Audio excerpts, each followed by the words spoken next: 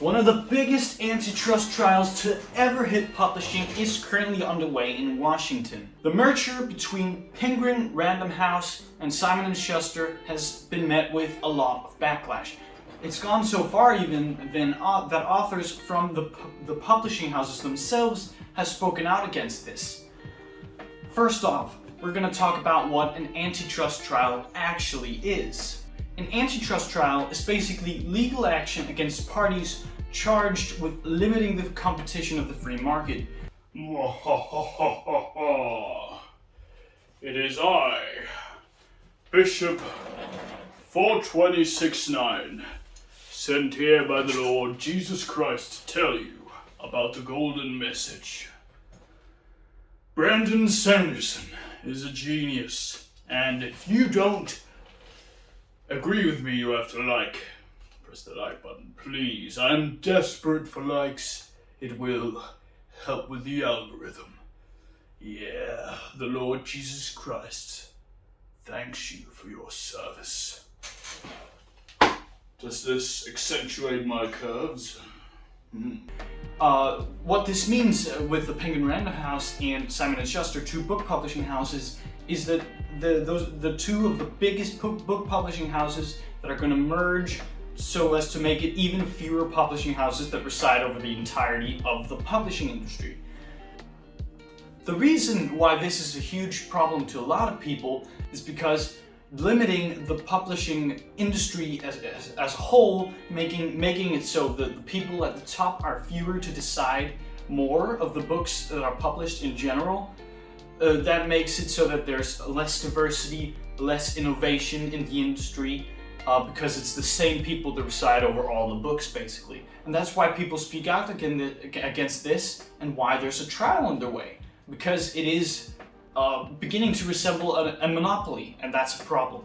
A proof of this is the self-publishing boom. The self-publishing boom that happened as a result of the internet making it easier to sell your own books has resulted in a lot more diverse books being published in general. Both because publishing houses saw that there was a lot more opportunity with a greater variety of books than they had previously thought. They also learned that the prose bar and the general requirements that publishing houses have had for prose in the past didn't really matter for sales.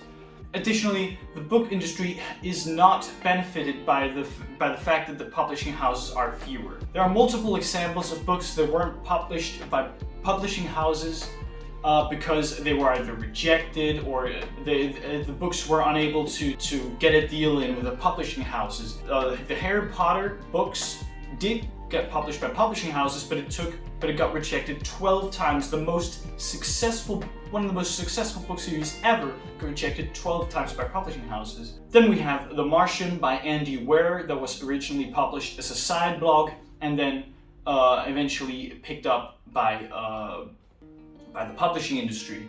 And then we have Aragon that also started as self-published and then got picked up later because it saw success. And then also, of course, we have 50 Shades. But the fact of the matter is that the publishing industry is worse off as a result of this merger. There are a lot of additional problems that this eventual merger could lead to. There are plenty of people who've talked about the lack of diversity it could create. If you have fewer people deciding what gets published, there are fewer people who have different tastes, and therefore you'll have a less diverse array of books as a result of this merger. Also, as a result of this merger, they eliminate their competition and create a half kind of monopoly, which then limits their reason for growth.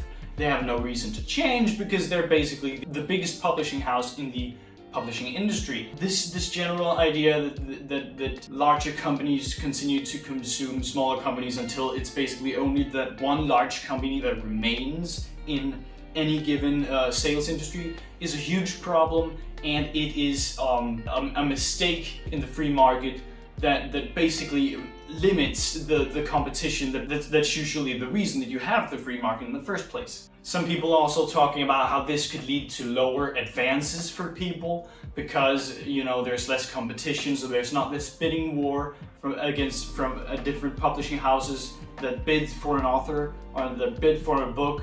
Another huge issue with the publishing houses in general is their ability to basically artificially create success depending on how much they invest in marketing in a given book.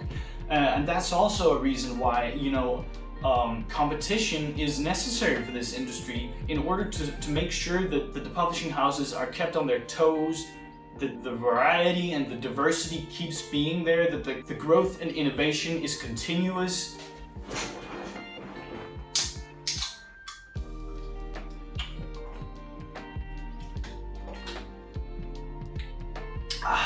Very nice. So guys, there is also a counter argument to this, and that is there are some people that have said, you know, there are thousands of indie publishers, so no matter what, the competition won't be eradicated anyways. But in the end, it's still worrisome that fewer people control a bigger part of the publishing industry in general. But yeah, guys, it was important for me to mention this because I think it's important to make sure that everyone knows, or everyone kind of works together to ensure that the publishing out industry is the best that it can be. So guys, if you enjoyed this video, please go and watch 2 of my other videos here. They're great. I hope you enjoyed my video. I'll see you next time. Don't subscribe. Never. Only like. Please support 269. Does this accentuate my curves?